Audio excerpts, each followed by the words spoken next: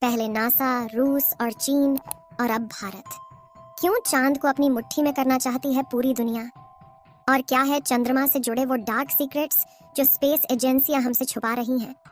जानेंगे धरती से चांद तक के इस रोमांचक सफर के बारे में।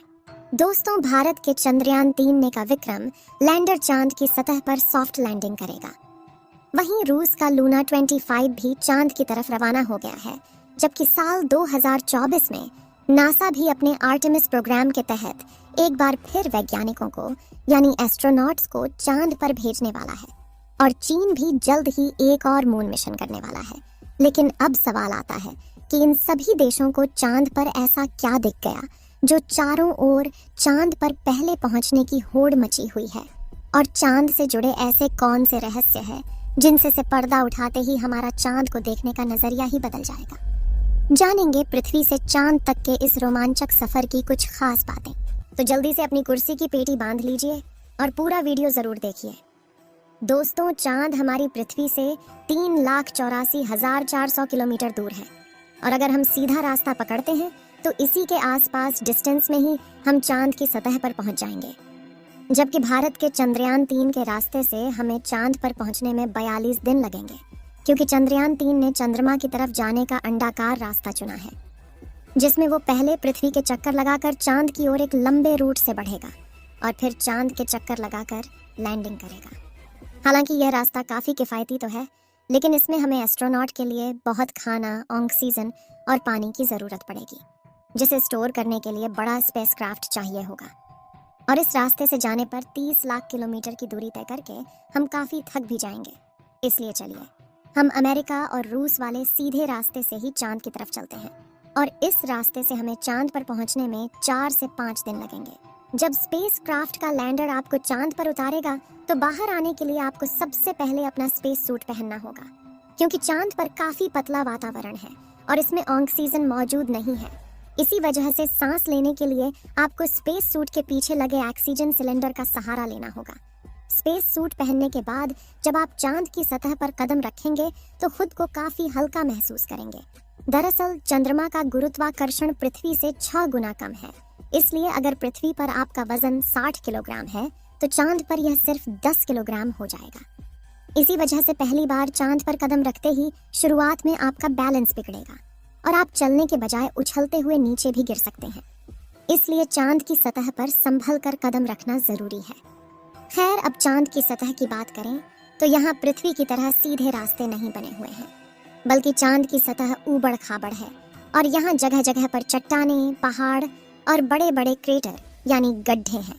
चांद पर यह गड्ढे तो 20 सालों से गिर रहे उल्का पिंडों की वजह से बने हैं और ये 100 सेंटीमीटर से लेकर 25 किलोमीटर तक बड़े हैं।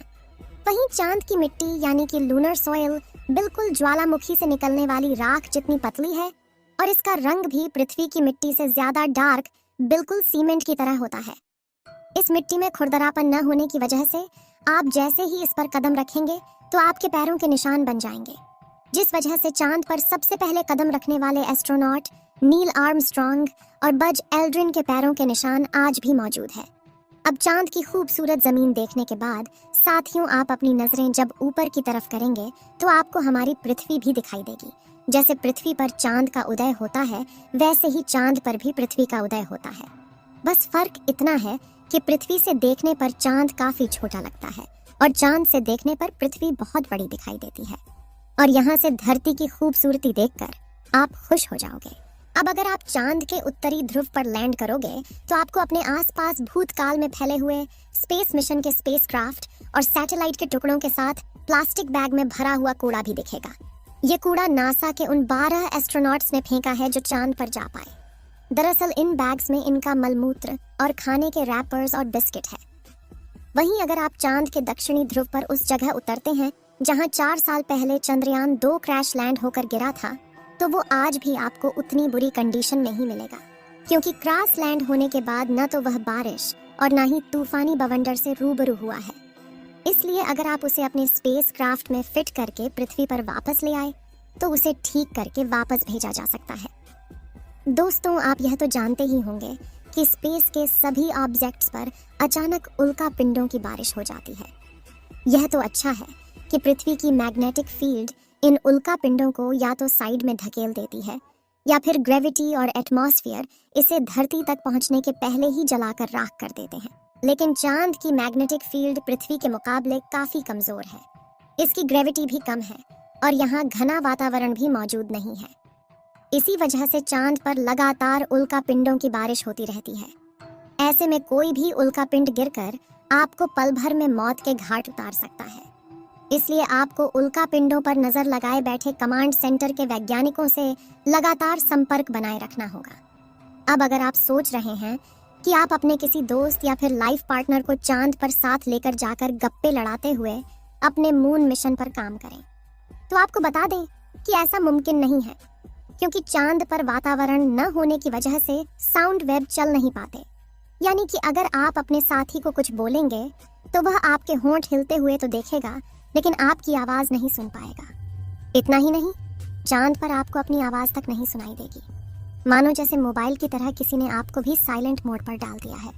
हालांकि एस्ट्रोनॉट चांद पर एक दृश्य स्पेस सूट पहनते हैं जिसमें साउंड पुश करवाने के लिए नाइट्रोजन और ऑक्सीजन की मदद से कृत्रिम वायुमंडल बनाया जाता है। साथ ही इन्हें एक माइक्रोफोन वाली हेडफोन पहनाई जाती है, जिसके जरिए यह अपने साथी और कमांड सेंटर की आवाज सुन सके और जवाब भी दे सके। अब दोस्तों, चांद पर अपने काम को पूरा करके जब आप सोने जाएंगे तो सुबह आपको सूरज की रोशनी नींद से नहीं जगाएगी, क्योंकि चांद को अपनी धुरी पर घूमने में 28 दिन लगते हैं, जिस वजह से चंद्रमा पर एक दिन 14 दिन का होता है और 14 दिन की रात होती है। यानी कि वहां का एक दिन पृथ्वी के 28 दिन के बराबर होता है। हम चांद का सिर्फ एक हिस्सा आज तक देख पाए हैं, और अगर आप चांद के पिछले हिस्से के अंधेरे वाले इलाके पर पहुंच गए तो आपके साथ काफी खौफनाक चीजें हो सकती हैं। बता दें कि चांद पर कई सालों से सोच कर रहे कुछ वैज्ञानिकों का यह भी कहना है कि भूतकाल में वहां कोई एलियन सभ्यता बसी थी। चंद्रयान 1 ने चांद की सतह पर वाटर आइस और हाइड्रोप्लस के रूप में पानी की खोज की है, जो इंसानों के जीवन के लिए काफी जरूरी है। इसके अलावा अंतरिक्ष में चांद ही पृथ्वी के सबसे करीब है, इसलिए भविष्य में वहां जाकर बसना हमारे लिए काफी किफायती साबित होगा। वहीं यहाँ पर हम एक और स्टेशन भी बना सकते हैं। इन्हीं कारणों की वजह से सभी स्पेस एजेंसी चांद में सबसे ज्यादा दिलचस्पी दिखाती है। तो दोस्तों, अगर भविष्य में मौका मिले तो क्या आप चांद पर जाकर बसना चाहेंगे? अपनी राय कमेंट में जरूर बताएं।